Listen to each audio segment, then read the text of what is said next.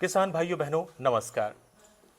वैसे तो अगर पशुपालन की बात की जाए तो किसानों का सबसे प्रिय धन होता है गाय। पर बकरी को गरीब की गाय कहते हैं। बकरी पालन कैसे किया जाए जिससे कि अधिक से अधिक मुनाफा मिल सके? बकरी पालन की सही तकनीक क्या है जिससे कि आपको अधिक से अधिक मुनाफा मिल सके? यही जानकारी आज कृषि विज्ञान केंद्र रायसेन से इस वीडियो में हम आपके लिए लेकर आए हैं डॉक्टर अंशुमन गुप्ता के साथ।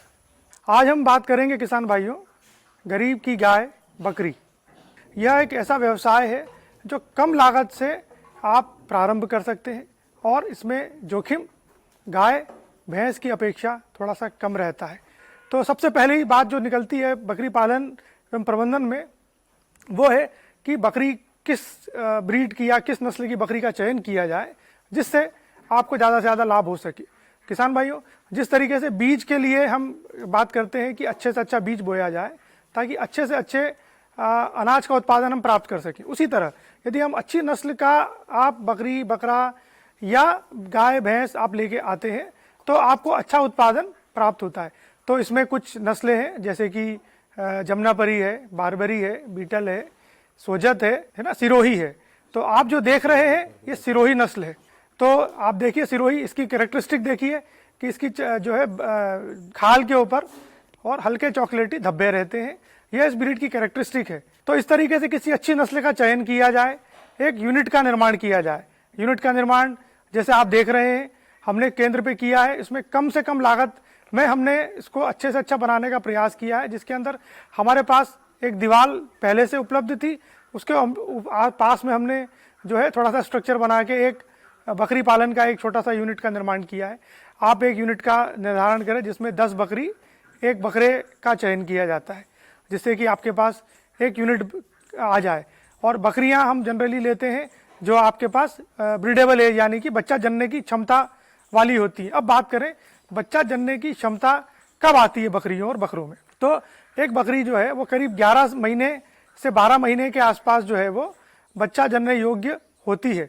और इसी तरह एक नर बकरा जो होता है वो 12 महीने से 14 महीने के आसपास जो है बच्चा जनने की क्षमता रखता है। अगर वजन बकरी का वजन 30 से 35 किलो के आसपास अगर हो गया, उसका उम्र 10 माह भी है तो भी वो बकरा जनने की योग्य हो सकती है। बकरी का गर्भकाल जो होता है वो 150 दिन के लगभग का होता है।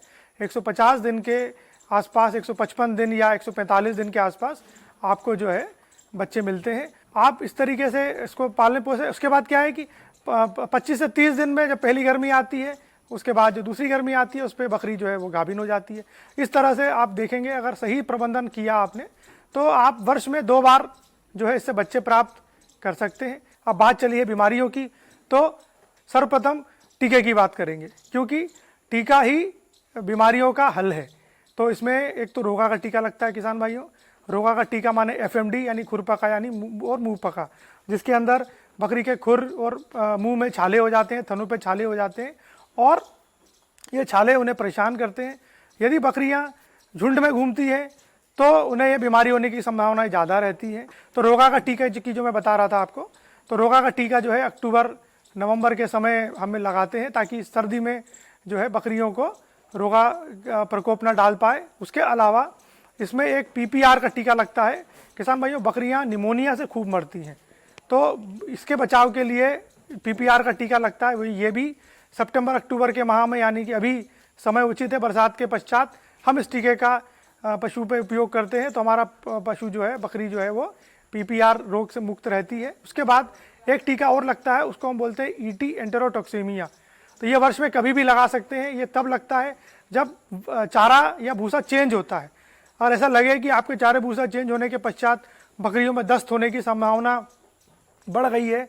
जो जिस तरीके से बकरी गोबर करती है, पानी जैसा दस्त शुरू कर दे तो माने एंटेरोटॉक्सीमिया यानी आंतों का कोई इन्फेक्शन उसको हो गया है। तो उससे इन्फेक्शन से बचाने के लिए हम इसको ET का टीका वर्ष में कभी भी जब चारा लगे हम उसको लगा सकते हैं। तो किसान भाइयों, ये हो गई टीके की बात। एक बीमारी और मैं बताता हूँ आपको, वो होती है अफारा। अफरा मतलब पेट का फूलना। कई बार क्या होता है कि हम चारा दाना पानी चेंज करते हैं, हरा चारा चेंज करते हैं, उसके कारण क्या होता है कि इनका पेट फूल जाता है।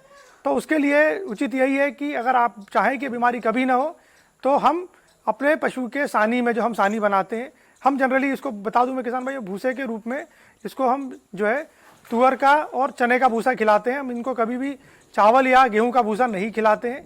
और दाने की अनुपात बता दूं कि इनका जो वजन है उसका 1 से 1.5% हम दाना इनको देते हैं। दाना आप अपना मन से कुछ भी बना सकते हैं, लेकिन मक्के की उसके अंदर जो है क्वांटिटी सबसे उत्तम होना चाहिए, करीबन 55 से 60% मक्का होना चाहिए।